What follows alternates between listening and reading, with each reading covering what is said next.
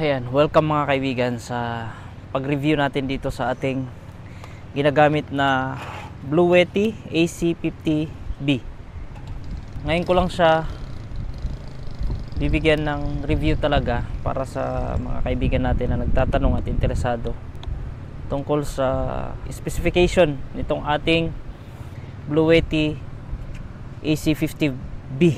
Marahil ay kilala nyo na ito, pero sa akin, kung ano ang magiging reaction ko sa gamit natin na power station na ito, ang size nito ay naipakita ko na minsan, mas malaki pa yung helmet ko. At yung bigat naman nito ay 6.6 kg lang. Kaya kahit na raw camping, bagay na bagay ito mga kaibigan. Kasi maliit lang siya, handy siya, at napaka-powerful niya. So ito yung ginagamit ko na pang vlog kasi nga sira na yung ating action camera kung kayo ay nakasubaybay. At ilang percent na lang siya, 12% na lang. I-charge natin 15% ang kanyang natitirang karga. At last na ginamit natin ito doon pa sa camping natin sa bandang Itugon. Then pangalawa ito ngayon.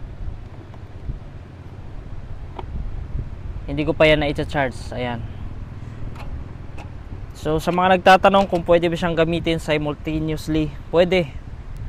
Gagamit natin siya. So i-try ko, ipapakita ko sa inyo. Mag-charge tayo nitong puro DC yan. Ayan, charging na siya. Pwede rin ang AC. May dalawang saksakan. Kita nyo naman. Merong tatlong output para sa, or DC output para sa type C, dalawa, then isa para sa USB A. Then pwede tayong gumamit din ng 12 volts or 10 amperes na cigarette lighter. Tapos DC input, pwede tayong mag-charge niyan gamit ang solar. Then sa bandang likod niya, ito naman yung saksakan para pag nag-charge tayo, pag i-charge mo yung buong power station. So far, kung kailan or kung gaano siya katagal pag i-charge mo, umaabot siya ng almost 1 hour. Full charge mo na siya. At saka meron siyang sariling fan, kaya kapag ka nag-charge ka at mataas yung pasok na kuryente, ay hindi siya mag-overheat dahil may sariling fan. Handy din siya mga kaibigan, no? Kung ilang beses na natin tong dinala sa Atok, Benguet, sa Baguio City, malalayo yung mga yan, pero dala-dala natin, nakalagay lang siya sa sako. And so far, ang price nito, tingnan nyo na lang, check nyo na lang sa link na ibibigay ko sa ating description, and makaka-discount kayo yan kapag kumuha kayo. So anong aking reaction dito sa aking style of camping? Okay naman. Actually, kahit mga bundok, dinadala ko siya, 'di ba? Ganun siya ka-handy. Kaya very very practical pagdating sa mga raw camper na katulad ko. Kung ang estilo mo ay katulad ko, minimalist, ay pwedeng-pwede ito sa iyo, itong Blue Yeti AC50B. Meron siyang 700 watts na maximum power output. Tapos totally meron siyang 448 watt hours. Okay? So ito yung nilalaman niya ngayon mga kaibigan. Nasa 15% siya. Ang kanyang output ay 6 watts. At simultaneously ginamit natin AC, DC. Tapos charging natin yung battery, drone, at saka cellphone natin. So 20% na. At ito yung mga inclusion niya mga kaibigan. Merong manual. Itong wire na ito para sa input, ito galing pag i-charge mo siya, saksak mo dito sa gilid. Then para sa solar natin, wala tayo ng solar panel, so pwede siyang gamitin. So pwede natin siyang bilhan ng solar panel para mag-charge. Then ito naman yung para sa cigarette na pwede natin gamitin. Output naman ito mga kaibigan, na DC output ito or direct current output. So yan lang yung basic na saksakan na meron sa kanya na gamit natin sa anumang style ng ating paggagamitan. So kung ikaw ay camper na katulad ko, camping, moto camping, abay swak na ito at pwede sa iyo. At napakakunat niyan mga kaibigan, no? Ito nga, pangalawang camping ko ito na ginamit natin to na hindi pa natin kinargahan. So at least 5% ay magcha-charge tayo according dun sa manual natin. So hindi pa naman umabot ng 5% kaya hindi ko pa siya sinarge nung pagka-uwi natin nung nakaraan. Ito yung tinutukoy kong output natin para sa cigarette. Yung katulad ng sakyan lang yan eh. Ayan, 14%. So dito sa panel niya pala, kung simultaneously nagagamitin mo siya na 6 watts lang yung output mo, abot pa siya ng 3 hours with that 14%. Simultaneously na yun ha. Alternating current, yan yung sa dito saksakan. Tapos direct current, ito yung dito. So ginamit ko lang siya simultaneously. So far yan pa lang naman kasi ang kailangan nating may charge at saksak. Kaya hindi na tayo nagdagdag pa. Isa lang ang kanyang USB-A. Ito naman yung sa kanyang input, AC input pag nag-charge tayo.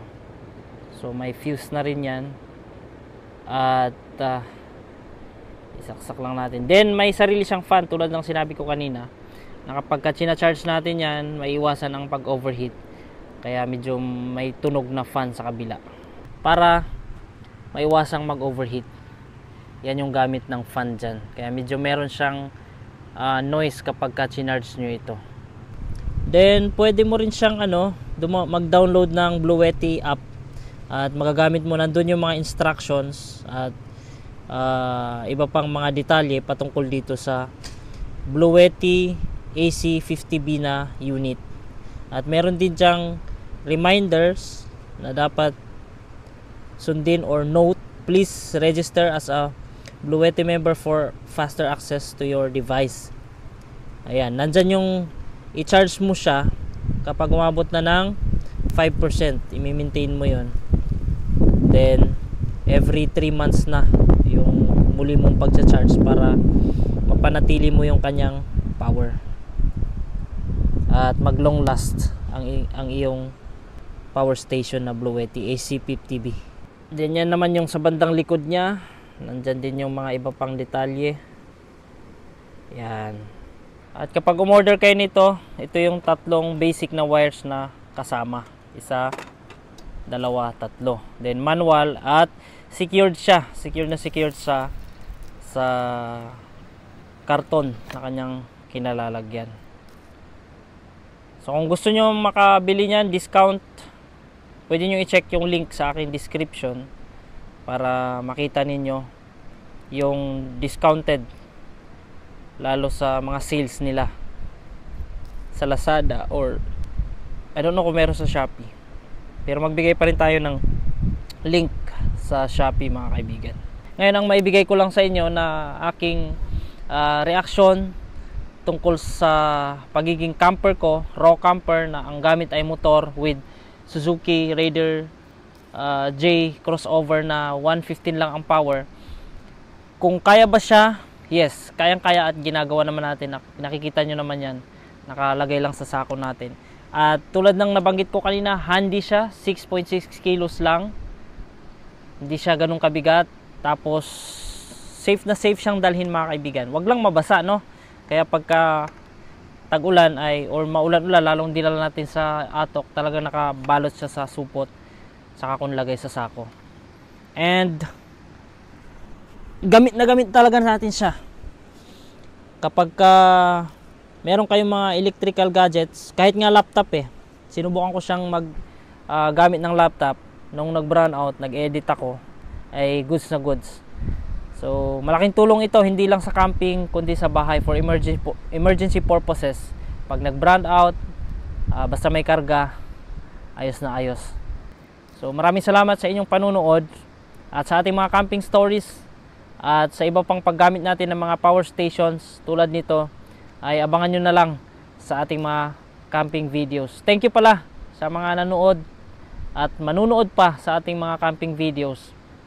I hope you learned something from this na napaka-simple na review natin based on my own point of view, based on my own way of using this kind of power station. Bye-bye for now. See you on my next videos, on my camping videos. Samahan nyo po ako, sundan nyo po ako sa ating mga camping videos at mga travel videos. This is Eli Motor, your travel master. Bye-bye.